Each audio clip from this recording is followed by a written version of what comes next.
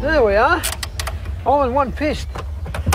It was on the shooting range that Jackie first put his brilliant hand-eye coordination to good use.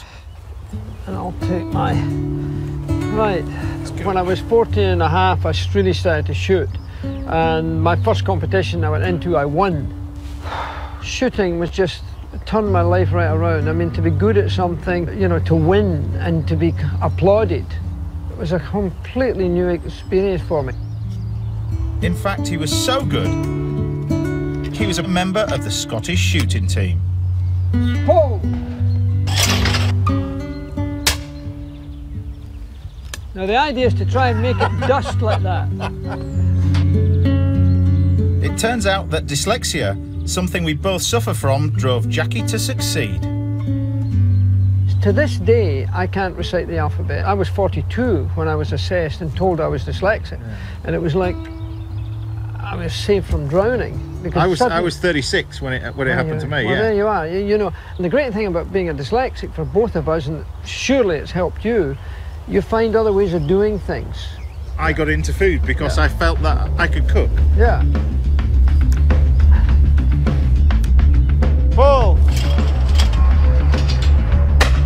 Oh, behind that. That was a miss. I'll let you have a go. There you go. Pull! That was dust. Yeah. You're pretty good at this, aren't you? A bit lucky sometimes.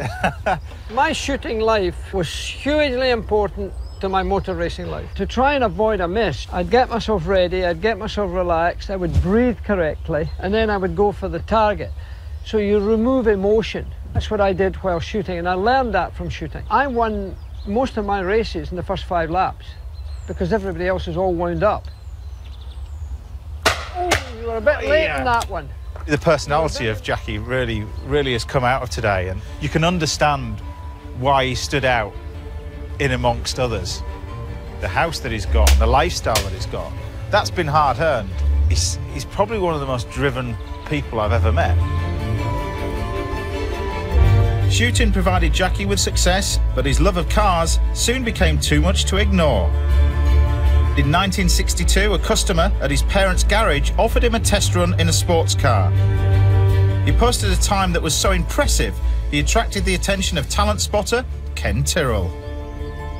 I'd heard that he'd been driving very quickly, and I invited him down to drive my Formula 3 car. And he put up such a terrific performance in that car that there wasn't any doubt in my mind then that he was going to be a very fine driver indeed. No, that was a very big break. It was a sort of rocket ship into Formula 2 and then Formula 1. Right. It was like I was his son almost. What did your mum think when you went back that day and said, I want to race? Oh, that was a disaster. I was entering under the name of another, so that my mother wouldn't find out. Right. And what would have happened if she'd have found out? I don't know. I hate to think. But she never, ever recognised I was a racing driver. And then I won the World Championship, not a word, no recognition of that. And when I retired, she looks at me and she says, you're well out of it. And that was it. And driving a BRM was the up-and-coming Jackie Stewart.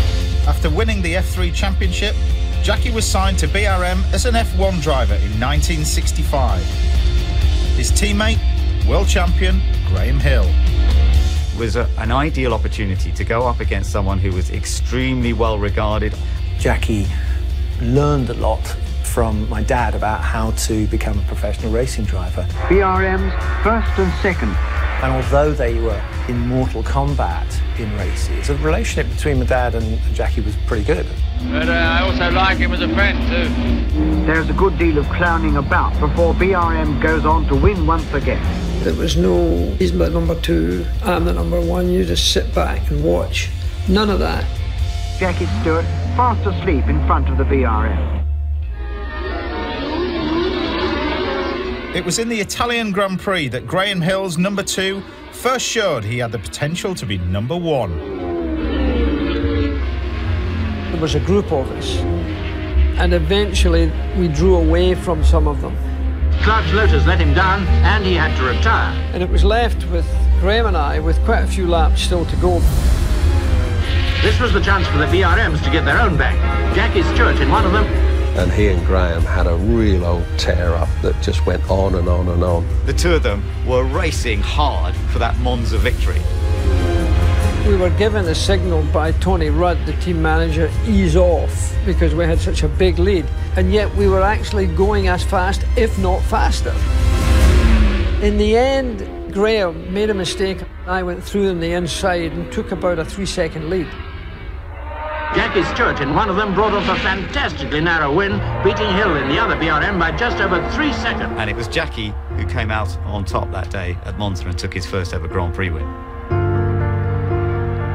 The Italian crowd is the most passionate crowd in the world, and they stream onto the racetrack and give you such a welcome and such recognition.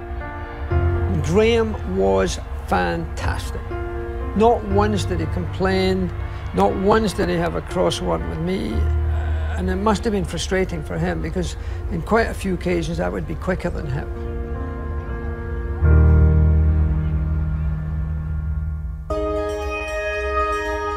Very soon I'd be strapping myself into Jackie's 1973 Tyrrell F1 car, and I was feeling a little unprepared. So I'd arranged to meet 1979 world champion Jody Scheckter for some extra tuition. All right, Jody. Hey, James. So how do I begin to learn how to drive like Sir Jackie Stewart? Well, he's known for his smooth driving. Yeah. The theory behind that is you've got so much traction on your tyres. You got to keep it on the maximum of that tyre the whole way around. I wasn't quite sure what Jody was talking about, The sideway movement. but I was starting to realise that there was more to driving fast than meets the eye. So you're getting your maximum traction out that way. Right. The proof would be in my driving. Am I smooth enough to emulate Jackie?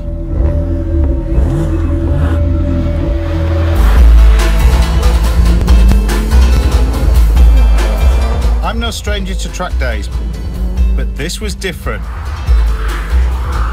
I had a world champion to impress and a data logging computer tracking my every move.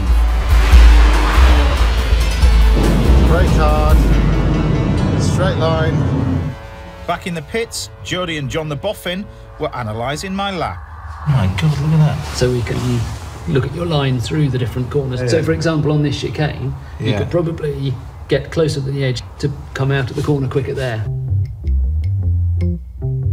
If I was going to improve, I'd need to take some tips from my hero.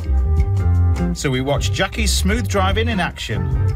You can see you're actually just doing very, very little movements with the steering wheel. But the best way was smooth. There's no question about that. Jackie believed his way of driving was safe and efficient and developed a way of teaching it to the man on the street. So we take off from the line as smoothly and as cleanly as we can. The question is to keep the ball in the dish all of the time, going through all of the corners. Smoother driving is the best way of driving. Thankfully, Jody had lined up a modern-day equivalent of Jackie's contraption. So what's the plan? Okay, so you got to go through these pylons. Yeah. And you got to keep the orange in there. And you got to be like Jackie Stewart. Okay. Let's see. It's actually not as easy as it looks. No, I think it, yeah. Come on, you got to get smooth on that. Jackie would have been much smoother. And the faster Jody made me go, the more difficult it was to stay smooth. Ah! Missed it.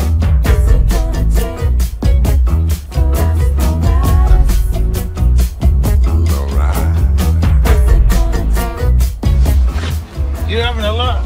Yeah, I'll have an orange whilst you're waiting there. It's weird. Your eye line, first of all, goes to this and keeping it in the pan. But then you become much smoother because you're not concentrating on it, if that makes sense. A bit faster, that's good. After what seemed like hours of patient tuition, I got it. Feels so good. Yes! Well done, well done. Yes! Get in there. Well done, man. That's a lot better. Well, I'm hoping this orange has improved my lap time. Fingers crossed for the next lap.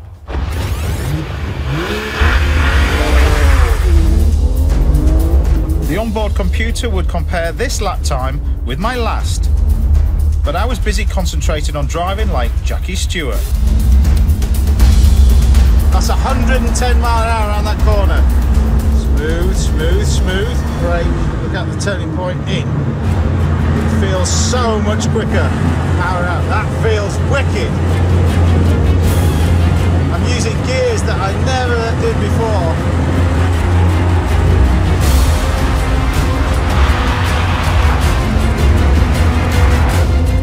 So much quicker out the exit.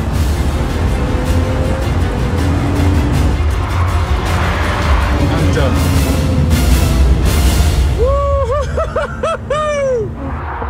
It certainly felt good. That's showing the delta time, so he's half a second up. But would the data show I was a smoother driver?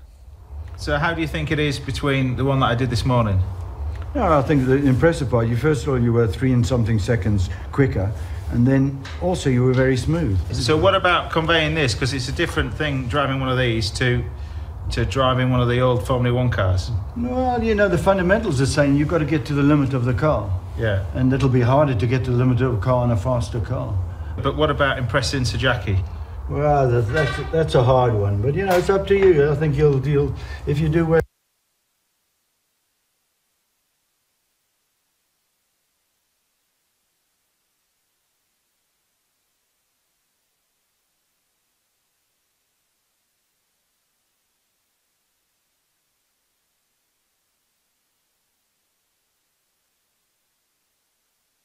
He'll let you know.